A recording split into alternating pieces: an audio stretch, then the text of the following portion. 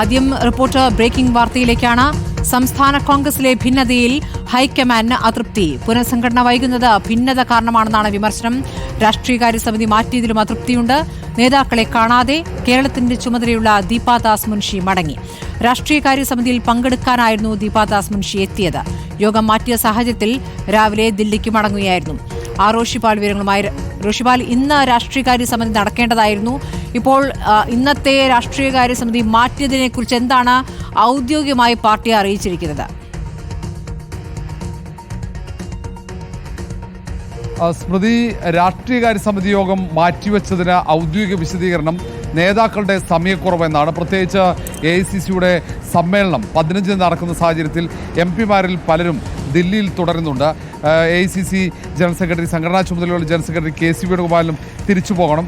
അതുകൊണ്ട് ഇന്നത്തെ രാഷ്ട്രീയകാര്യ സമിതി യോഗം മാറ്റിവെക്കുന്നു എന്ന അറിയിപ്പാണ് KPCC ഔദ്യോഗികമായി നൽകിയത്.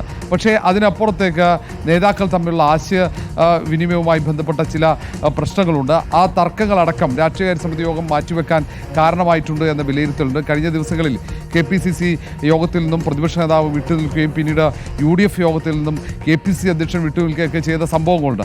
അങ്ങനെ ഒട്ടേറെ സംഭവങ്ങൾ നടക്കുന്നു. ഭിന്നതയുണ്ട്. പ്രത്യേകിച്ച് തദ്ദേശ തെരഞ്ഞെടുപ്പ് മുന്നിൽ നിൽക്കുന്നു. പിന്നാലെ നിയമസഭാ തെരഞ്ഞെടുപ്പുണ്ട്. അതിൻ്റെ മുന്നൊരുക്കങ്ങളടക്കം ചർച്ച ചെയ്യേണ്ട ഏറ്റവും പ്രധാനപ്പെട്ട രാഷ്ട്രീയകാര്യ സമിതി യോഗമാണ് ഇങ്ങനെ മാറ്റിവെക്കേണ്ടി വന്നത്. അത് നേതാക്കളുടെ സമയക്കുറവ് കാരണമാണ് യോഗം മാറ്റിവെക്കുന്നത് എന്ന അറിയിപ്പുണ്ട്. ഹൈക്കമാൻഡ് ഇക്കാര്യത്തിലാണ് അതൃപ്തി പ്രകടിപ്പിക്കുന്നത്. എത്ര സമയക്കുറവുണ്ടായാലും ഇത്രയും പ്രധാനപ്പെട്ട യോഗം എന്തിനു മാറ്റിവെക്കുന്നു എന്ന ചോദ്യമാണ്. AICC സംസ്ഥാനത്തിൻ്റെ ചുമതലയുള്ള ജനറൽ സെക്രട്ടറി ദീപാദാസ് മുൻഷി യോഗത്തിൽ പങ്കെടുക്കാനായി ഇന്നലെ രാത്രി എത്തുകയും ഇന്ന് രാവിലെ തിരിച്ചു പോവുകയും ചെയ്തു. പ്രധാനപ്പെട്ട നേതാക്കളെ നേരിൽ കാണാമെന്ന ഒരു പ്രതീക്ഷയോടെയാണ് അവർ യോഗം മാറ്റിയിട്ടും സംസ്ഥാനത്തേക്ക് എത്തിയതെന്ന സൂചന. പക്ഷേ നേതാക്കളെയൊക്കെ വിളിച്ചപ്പോൾ ആരും തിരുവനന്തപുരത്തുണ്ടായിരുന്നില്ല. അങ്ങനെയാണ് ഇന്ന് രാവിലെ തന്നെ അവർ ആരെയും കാണാൻ പറ്റാതെ മടങ്ങിപ്പോയത്. പ്രത്യേകിച്ച് ഭിന്നത പരിഹരിക്കുക എന്ന ഉദ്ദേശം കൂടി ദീപാദാസ് മുൻഷിയുടെ വരവിലുണ്ടായിരുന്നു. കാരണം പുനഃസംഘടനയുടെ പ്രാഥമിക പട്ടികയൊക്കെ അവർ തയ്യാറാക്കി. അവർ AICC സെക്രട്ടറിമാരെ ഉപയോഗിച്ചുകൊണ്ട് വിവരങ്ങൾ ശേഖരിച്ചായിരുന്നു അങ്ങനെ ഒരു തയ്യാറെടുപ്പ് നടത്തിയത്. പക്ഷേ അതൊന്നും ഈ ചർച്ചകൾ നടക്കാത്ത സാഹചര്യത്തിൽ മുന്നോട്ട് കൊണ്ടുപോകാൻ ദീപാദാസ് മുൻഷിക്ക് സാധിച്ചിട്ടുമില്ല. തദ്ദേശ തെരഞ്ഞെടുപ്പിൻ്റെ മുന്നൊരുക്കങ്ങളുടെ ഭാഗമായി ഈ മാസം തന്നെ ഭാഗികമായ ഒരു പുനഃസംഘടനയാണ് ഹൈക്കമാൻഡ് ലക്ഷ്യമിട്ടത്. പക്ഷേ എല്ലാം തടസ്സപ്പെടുകയാണ്. പാർട്ടിയിലെ സംസ്ഥാന കോൺഗ്രസിലെ ഭിന്നതയാണ് പുനഃസംഘടനയടക്കം തടസ്സപ്പെടാൻ കാരണമെന്ന് കോൺഗ്രസ് ഹൈക്കമാൻഡും വിലയിരുത്തുന്നുണ്ട്.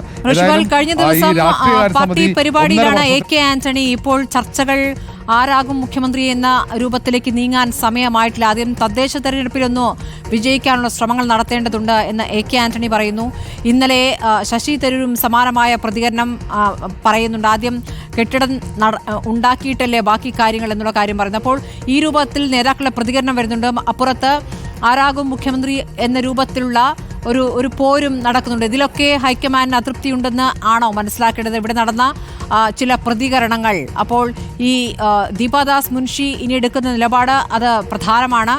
കർക്കശക്കാരിയാണ് ചില കാര്യങ്ങളിൽ എന്നുള്ള സൂചനകൾ നേരത്തെ തന്നെ ലഭിച്ചിട്ടുള്ളതാണ്. അപ്പോൾ ഇവിടെ സംഭവിക്കുന്ന കാര്യങ്ങൾ കൃത്യമായി അവർ മനസ്സിലാക്കുന്നു എന്ന് തന്നെയല്ലേ?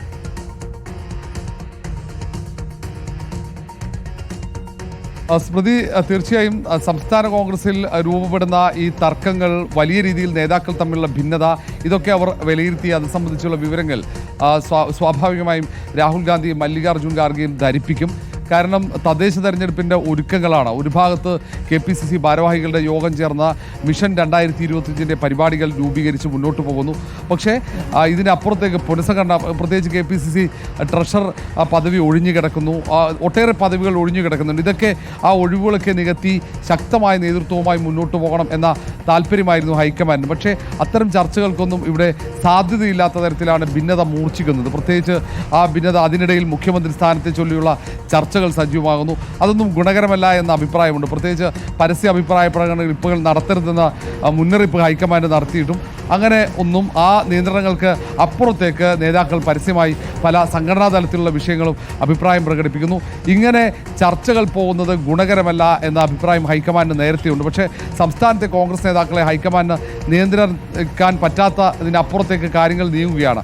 ഹൈക്കമാൻഡിൻ്റെ നിയന്ത്രണങ്ങൾക്ക് അപ്പുറത്താണ് സംസ്ഥാനത്തെ പ്രധാനപ്പെട്ട പല കോൺഗ്രസ് നേതാക്കളും അവരുടെ അഭിപ്രായ പ്രകടനങ്ങൾ അടക്കം വരുന്നത്. പ്രത്യേകിച്ച് ഇപ്പോൾ KPCC അധ്യക്ഷനും പ്രതിപക്ഷ നേതാവും തമ്മിലുള്ള ഭിന്നത അത് മൂർച്ഛിക്കുന്ന തരത്തിലേക്ക് കാര്യങ്ങൾ എത്തുന്നു.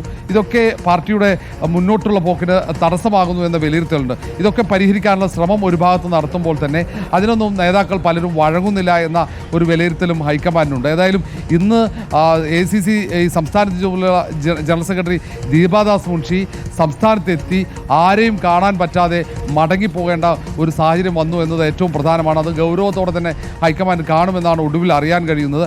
ഏതായാലും രാഷ്ട്രീയകാര്യ സമിതി മാറ്റിവെച്ചിട്ടും അവർ വരാനുണ്ടായ സാഹചര്യം തന്നെ നേതാക്കളുമായി ഒന്ന് ആശയവിനിമയം നടത്തി പ്രശ്നങ്ങളൊക്കെ ചർച്ച ചെയ്ത് പരിഹരിക്കാം എന്നായിരുന്നു. പക്ഷേ ആ ചർച്ചകളൊന്നും നടന്നില്ല. കാരണം തലസ്ഥാനത്ത് നേതാക്കളിൽ പലരും ഉണ്ടായിരുന്നില്ല എന്നതാണ് ഇത് തടസ്സപ്പെടാൻ കാരണമായതും. സ്മൃതി, ഏതായാലും ദീപാദാസ് മുൻഷി മടങ്ങിയിരിക്കുന്നു. ആർ ഋഷിപാലാണ് വിവരങ്ങൾ നൽകിയത്. ഹൈക്കമാൻഡ് കടുത്ത അതൃപ്തിയാണ് ഇവിടെ നേതാക്കൾ വ്യത്യസ്ത പ്രതികരണങ്ങൾ നടത്തുന്നതിൽ.